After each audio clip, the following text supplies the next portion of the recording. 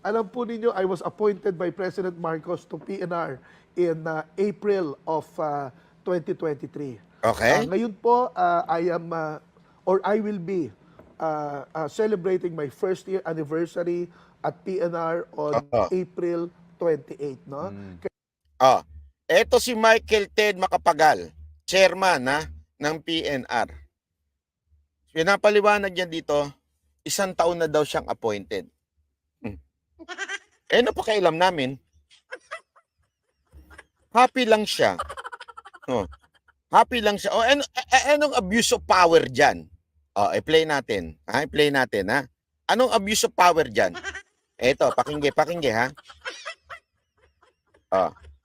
Kaya on Monday, April 29, lahat po ng mga PNR buses that are flying around Metro Manila, libreng pasada po.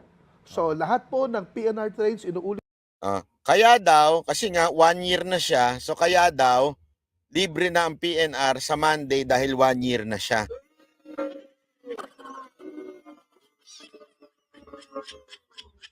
Banat ba? Di ba maganda naman yan? Maganda yan at least libre sa mamamayang Pilipino ang pamasahe. Ika nga. Pero ito lang ganito lang kasimple yung mga kababayan.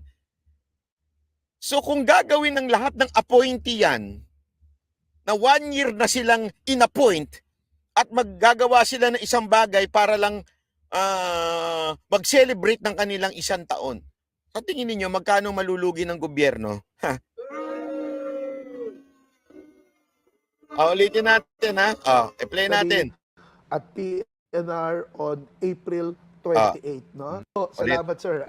Alam po ninyo, I was appointed by President Marcos to PNR in April of 2023. Ngayon po, I am or I will be celebrating my first year anniversary at PNR on April 28, no? Kaya on Monday, April 29, lahat po ng mga PNR buses that are flying around Metro Manila, libreng pasada po. Anak ka ng weteng. Lahat daw. Because 1 year na siya. Pambihirang kalabaw ito.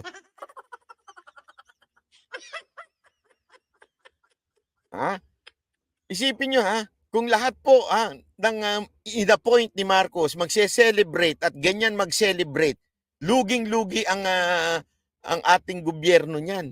Di ba ho? Pambihira Sabi nito isa tuloy, may balak yan sir. Naku, nakuha mo na. Dati daw itong tumakbong mayor, di umano. Naku, isipin nyo yun every year kung magiging yan siya. Abuso ito. Alam nyo, ito masasabi ko sa inyo dapat po ito talaga silipin o kasuhan ng ombudsman. Bakit to? Alam nyo ho ba, ang balita ko dyan, meron ho tayong source dyan sa loob, nagulat ho si DOTR Secretary Bautista sa announcement na ito. Kasi ang tandaan nyo baka akala ninyo porque chairman meron na sila noong pinakamakapangyarihan dyan. Hindi ho. Ang chairman sila lang ang nagpe-preside ng board of meeting, yung mga board, yung meeting ng board. Okay? Ang nagdi-decide po niyan yung board. Sino ho ba ang board ng mga GOCCs? Nandiyan ang Secretary of Finance, particular dyan sa PNR, dyan po ang secretary ng DOTR. Matataas po ang board member niyan. Okay? Ikaw, nagpe-preside ka lang, ika nga. Hindi ikaw ang nagdidesisyon, board. Kaya nga dapat to kasuhan to ng ombudsman at saka ng Civil Service Commission at Governance Commission for GOCC. So, at office ng President Alam niyo kung bakit? Ano ito violation ng Section 4 ng RA 9 number 6713. Yung ethical standard for government official ito ipe-play ko sa inyo ito ipe-play.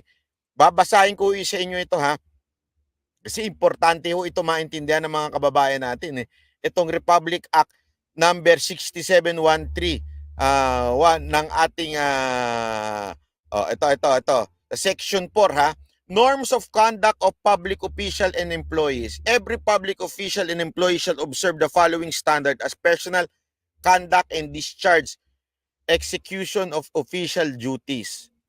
Public official and employee shall always uphold the public interest above personal interest. public interest. Di ba ho? Hindi ho public interest ang libre. Bakit ho kanyo? Malulugi ang gobyerno.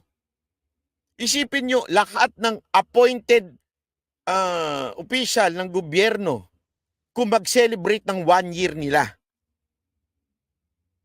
magkaroon ng paglibre sa taong bayan para maging Jollibee. Anong Jollibee? Bida-bida, ika nga. Bawat isa sa kanila magbida-bida, ang laking malulugi. Yun ang public interest. Hindi ho, ano sabi dito? Public official and employees shall always uphold the public interest over above personal interest.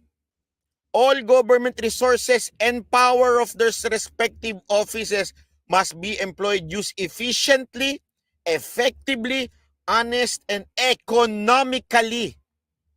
Doon pa lang bagsak na eh. Oh.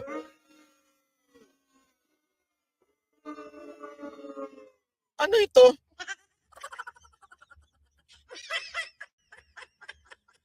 May sarili kang mundo, sir.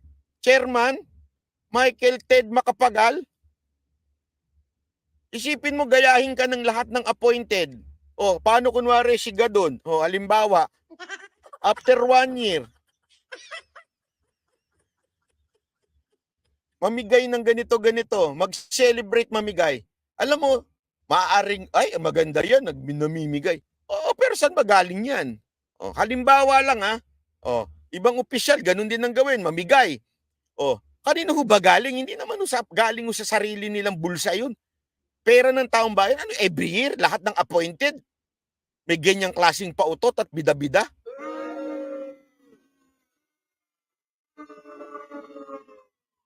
Alam nyo, Mr. President, dapat imbestigahan nyo ito. Sibakin nyo ito kung sakasakali dahil inaabuso ang kanya kapangyarihan. Magbibigay ng libre, anak ng wete. O ililibre ang pamasahe because anniversary ng kanyang appointment.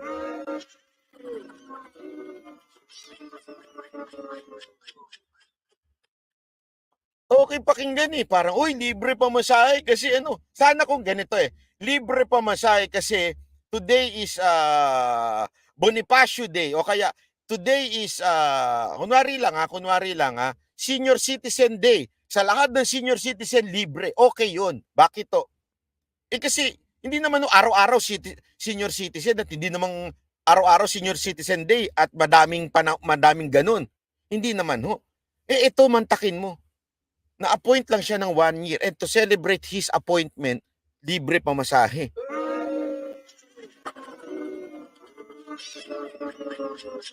Pa-importante ka, sir. Sana, sir, kung galing sa sarili mong bulsa at bayaran mo.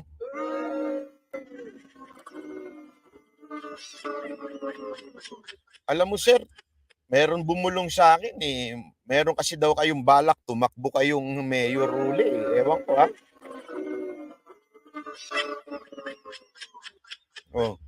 Hindi ho kasi bida-bida ho, hindi ako pabor sa mga ganyang government official na bida-bida.